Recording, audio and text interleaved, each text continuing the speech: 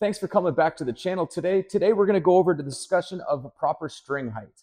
Now, why is that important? Well, this is something that will vary person to person. Everybody has a different preference when it comes to the height of the strings.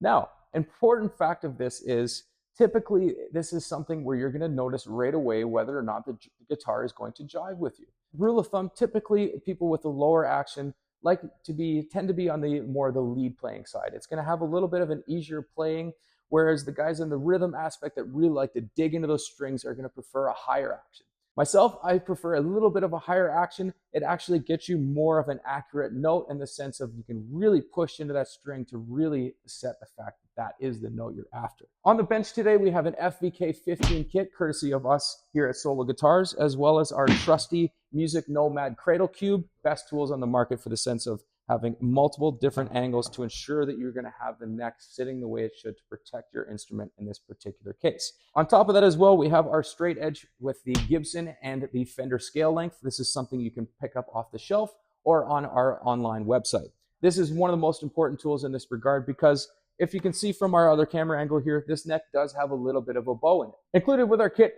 comes with a 3mm Allen key, which is corresponding with this dual action truss rod. Now, as I had mentioned before, this has a bit of a dip this way. So in the case of that, this is something that actually scares quite a lot of people, the truss rod.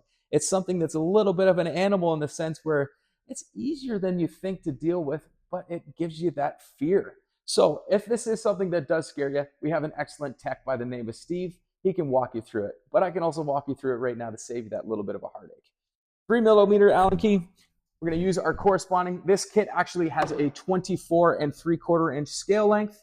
As you can see there, we've got a noticeable difference in height in the middle of that fretboard there. So to counteract that, we're going to be turning this towards us, which is going to be clockwise. So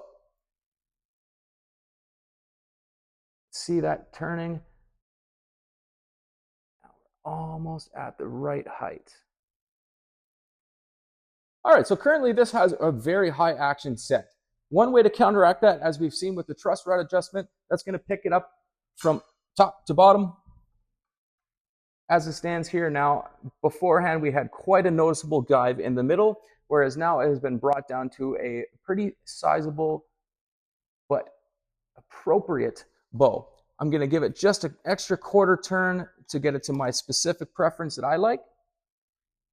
Take a little bit of relief, and there we are. Me being a rhythm guy, really digging in for that heavy metal thrash kind of sound, having a high action is excellent for that. You're not going to get any buzzing that you traditionally might get if you're really zinging in with your fingers. Now, with this guy, it's still sitting a little bit high, so we're going to adjust also the two pneumatic bridge on the back here to bring down that string height. One thing to factor in for it, we're going to be going along the fretboard to really check to see that there's no dead frets.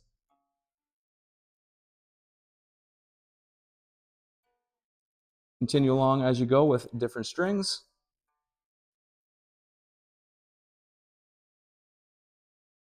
Pretty good. Seems to have a very level fretboard and a nice leveling of the frets. So it is still a little bit high, so as I said, we're going to drop down that two pneumatic bridge a little bit and get it to my preferred preference in height for the strings. With that said, I'm going to be using our DiMarzio multi-tool. This is an excellent tool that pretty well carries every tool conceivable for your guitar setup. Get a nice flathead. We're going to come in and we're going to tighten this down until pretty much it is flat with the body.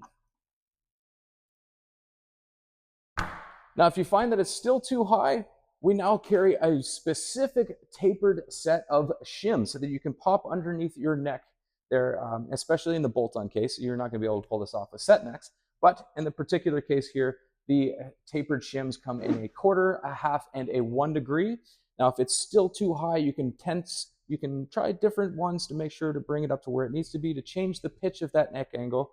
As you know, with certain two pneumatic bridges, the neck is actually angled to the body to help give that actual proper play space. All right, so we've made our adjustment. Our straight edge shows that there is a slight bow, but close enough to straight that we are happy with the action. There's no dead spots, which means we're going to have a nice playing guitar.